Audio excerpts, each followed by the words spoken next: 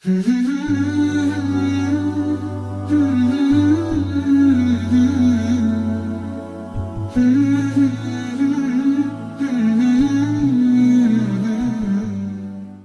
berikutnya, dan ini khusus bagi yang ber-WA ya. Di antaranya, kalau Anda WA orang, ini penting, saya juga merasa terganggu ya. Kalau ada orang WA ke saya, ini khusus saya. Kalau antum WA ke saya, dan saya tidak mau di WA sama antum. Kalaupun antum ternyata bisa tahu nomor WA saya, meskipun saya sembunyikan ya. Kalau antum WA ada keperluan, langsung bilang assalamualaikum warahmatullahi wabarakatuh. Ustadz, saya fulan ada begini. Langsung. Sebagian orang, assalamualaikum. Tok. Ustadz, waalaikumsalam. Enggak langsung pada intinya. Ini mengganggu saya. Ya. Maka saya bilang di antara adab biar antum tidak mengambil waktu orang lain, kalau antum tulis WA sama orang ada keperluan, langsung assalamualaikum warahmatullahi beserta dengan apa? Isinya ya. Hanya habis saya saja WA Ustaz, kalau Ustaz ya dia lagi off, misalnya saya WA Ustaz Syafiq misalnya. Saya tahu dia sibuk banget, jarang-jarang dia online ya. Ya, jarang-jarang dia online karena saking sibuknya. Kemarin saya WA beliau ternyata lagi di Merauke. Kemudian saya lagi WA, Ustaz sebentar saya mau naik pesawat ke Manado. Dia lagi, Ustaz saya mau ke Ternate. Ustaz pindah-pindah ya, gimana maka saya tidak ingin ambil waktu, jangan, Assalamualaikum Ustaz, gimana kabarnya? Lagi di mana? Kelamaan, Ustaz baca lagi mana? Langsung saya kirim surat pesan suara, Ustaz gini. Begitu dia dengar, dia tahu maksud saya. Kita tidak ingin mengambil waktu orang maksud saya. Tapi kalau kawan sendiri enggak apa-apa lah, Kak, basa-basi. Maksud saya, ada orang yang tidak ingin waktunya terbuang-buang, hanya cuma Assalamualaikum terus enggak ada apa-apanya. Maka saya bilang di antara adab kalau Anda berhubungan dengan orang yang Anda tahu dia sibuk, jangan habisin waktunya tulis assalamualaikum sekaligus apa? Tujuan Anda. Paham tidak?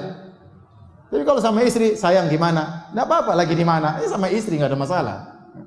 Ya, tapi kalau sama orang yang Anda tahu dia waktunya penting, maka jangan seperti itu.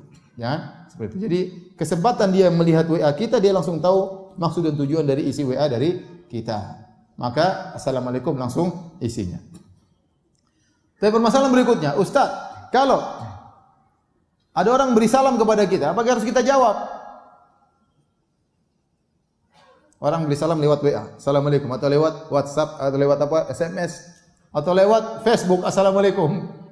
Kalau Anda tidak buka, ya berarti tidak perlu jawab. Tapi kalau terbuka, apakah harus dijawab? Makanya ada khilaf di kalangan para ulama. Sebenarnya ulama mengatakan kalau salam tersebut berupa tulisan, cukup menjawab dengan lisan. Cukup menjawab dengan waalaikumsalam meskipun tidak nulis. Meskipun tidak sampai suara kita kepada dia, tetapi kita telah mendoakannya, kita telah menjawab dengan kebaikan. Sebagaimana dia mendoakan kita, kita mendoakan dia. Bahkan kita doakan dengan apa? Lisan. Ini pendapat dipilih oleh Syekh Sulaiman Ar-Ruhaili hafizahullahu taala. Meskipun semua sepakat yang lebih afdal adalah dengan menulis juga. Ya. Dan lebih hati-hati kalau Anda bisa jawab dengan tulisan, jawab dengan tulisan. Karena Allah berfirman, "Wa idza huyyitum bi tahiyyatin fahayyu bi ahsana minha aw rudduha." Kalau kalian diberi salam dengan suatu salam, maka balaslah dengan yang lebih baik atau yang semisalnya. Dan ayat ini umum kata sebagian ulama, mencakup tulisan, mencakup lisan, mencakup tata cara. Sampai Syekh Utsaimin mengatakan kalau ada orang memberi salam kepada Anda, assalamualaikum warahmatullahi wabarakatuh, dengan langsung dengan senyuman, maka Anda juga berusaha jawab dengan apa? Senyuman. Kalau ada orang misalnya beri salam dengan menjulurkan tangannya, Anda juga menjulurkan tangannya supaya Anda bisa menjawab sesuai dengan apa yang dia lakukan. Dan berdasarkan keumuman ayat ini, maka kalau ada orang memberi salam dengan tulisan assalamualaikum, maka kita jawab juga dengan tulisan. Kecuali kalau ada kemudaratan. Kita tahu orang ini mengganggu, ya sudah enggak usah dijawab. Kita jawab dengan lisan aja. Waalaikumsalam, tapi enggak usah dijawab. Orang ini mengganggu. Orang ini mengganggu privasi saya. Ini laki-laki mengganggu saya, ini perempuan mengganggu saya. Ini laki-laki kejar-kejar saya, ini janda kejar-kejar saya. Ya sudah, blokir. Kita jawab dengan lisan. Waalaikumsalam warahmatullahi wabarakatuh. Paham? Di antara hukum menjawab salam. Kemudian juga tatkala kita di grup, ingat kita satu grup, dalam grup kita 200 orang. Kalau kita posting sesuatu akan dibaca oleh 200 orang, paling tidak banyak yang baca. Kita akan mengambil waktunya, mengambil waktu mereka. Maka tatkala kita ingin men-share sesuatu, mikir, pantaskah yang saya share ini mengambil waktu teman-teman saya 200 orang? Ternyata hanya lelucon yang tidak bermanfaat misalnya. Ternyata berita yang hoax misalnya. Dia akan buka, dia paling tidak dia ngambil waktu 1 menit, 2 menit, kita ngabisin waktu orang, tidak bermanfaat. Maka sebelum kita share, kita pikir ini penting atau tidak? Apakah berhak untuk mengambil waktu teman-temanku? Kalau tidak perlu jangan di-share. Tidak semua yang ada di benak kita share, tidak ada semua di benak kita share, tidak ada semua yang sampai kepada kita share. Jangan latah, ya. Jangan latah. Kata Nabi SAW, kafa bil mar'i kadziban an yuhadditsa bi kulli ma sami'. Cukuplah seorang dikatakan pendusta kalau dia menyampaikan seluruh yang dia dengar. Maka sama, cukuplah seorang dikatakan pendusta kalau dia men-share semua yang dia dapat. Tidak semua yang kita dapat kita share.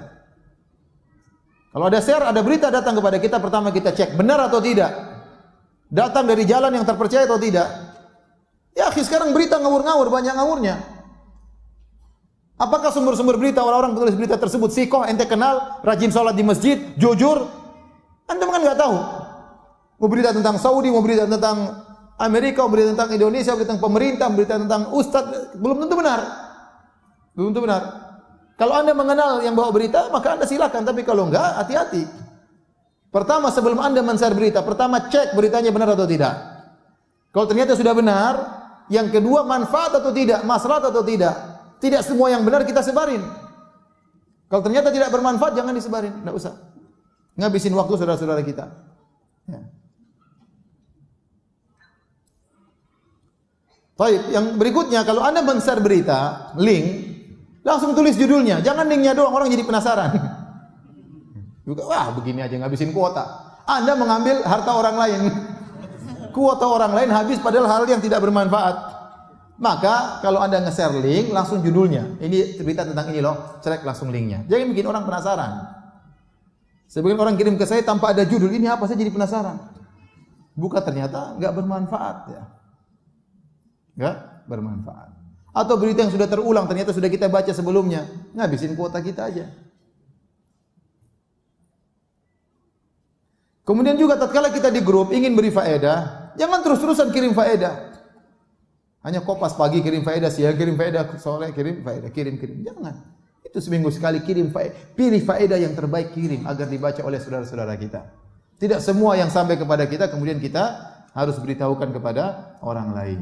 Ya. Kita dalam grup, kita misalnya seorang wanita yang sangat perhatian, misalnya dengan kecantikan. Ada berita sampai kepada kita, menurut kita sangat penting. Mungkin bagi orang lain tidak penting. Ternyata ini ada obat supaya bisa menurunkan berat badan. Terus kita kirim ke grup, padahal yang grup semua kurus-kurus. Cuma kita sendiri yang gemuk. Ya ngapain kita sebarkan di grup? Kalau ternyata di grup yang gemuk cuma 2 orang, kirim aja japri kepada 2 orang itu. Ngapain kirim ke grup? Kita tahu orang grup kurus-kurus semuanya.